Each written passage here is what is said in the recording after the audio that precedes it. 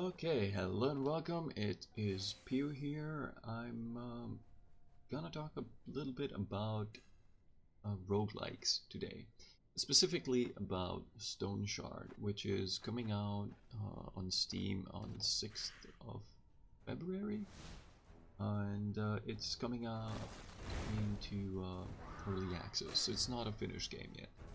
But you already see some complaints in the discussions. And I wanted to dive into the discussion and I wanted to dive into a specific complaint. It's about accessing the open world without beating the prologue.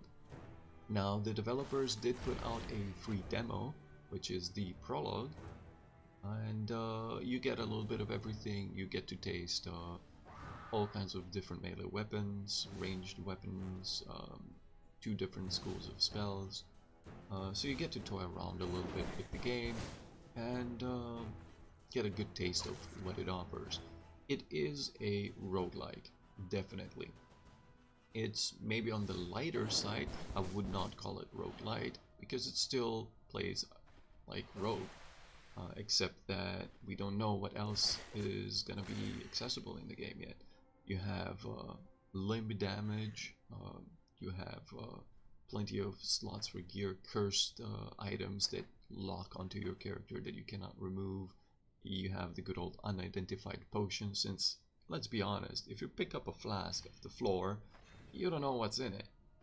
So that's the game. It's pretty darn brutal, it's pretty darn hard. The enemies hit you hard, the damage accumulates if you don't constantly heal your character. So yeah, it's quite a difficult game. And in the prologue, you have to also beat a boss that apparently some people have some issues with. And people want to get access to the open world straight up without beating the boss, without going through this kind of the tutorial mission. And you know what? I don't agree with them. And seems that neither does the developer. The developer did mention that you have to beat it only once, so you don't have to beat it with every new character. But alas, you have to beat it once before you get access to the open world. And I do believe that is absolutely necessary. These type of games are hard. Like, these games are really hard games, and if you, like what some people here say, they want to just jump into the open world. Because it's too hard, they're having difficulty with it, it's gonna keep a lot of new players out of the game because it's so difficult. But the thing is, the game itself is difficult. These new players are gonna be kept out of the game either way because it's a difficult game. It's a difficult genre. It's like watching me play an FPS game. I'm terrible at them. I suck. If I go into any multiplayer FPS game, God, no, please. It's awful. Same here. Like, you cannot have fun in these type of games if you don't fail. Or at least if you don't find failing fun. Yes, there is a certain level of frustration sometimes when you fail, when the dice don't roll well for you. But these type of games are made for creating stories. Stories about your character. It's a role-playing game. Role-playing is pretty important in this type of genre.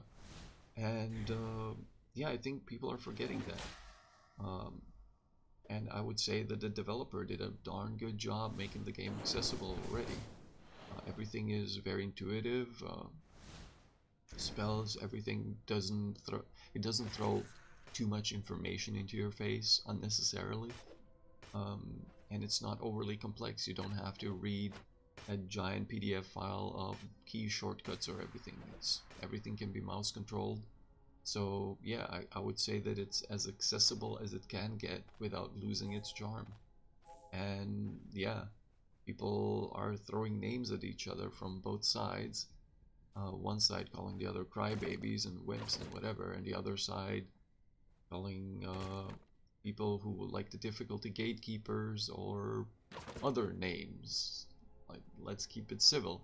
Again, I do believe that this is a game that should be hard, that should be very difficult, and should kill you oftentimes.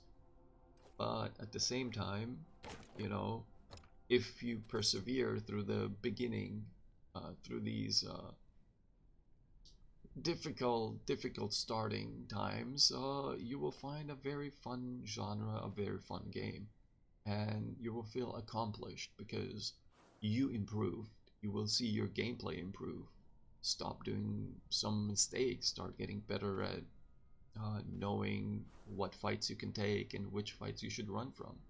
And that's why these games are fun, because you improve not only as the character in the game, but as the player who plays the game, because the game forces you to improve. If you don't, you just keep dying. And yeah, that's about it. That's my 2 cents to this issue, or non-issue, honestly. But yeah, I hope this game will bring a lot more players to the genre, or just a lot of people picking up this game. It looks fun. It looks like it's gonna be pretty darn polished. So yes, I can't wait to delve deeper into Stoneshard. This is gonna be it for my thoughts, and I'm gonna be leaving you with the final boss fight of my Pyromancer run, or at least the boss fight of the prologue. Hopefully you will enjoy it, and yeah, that's gonna be it for me.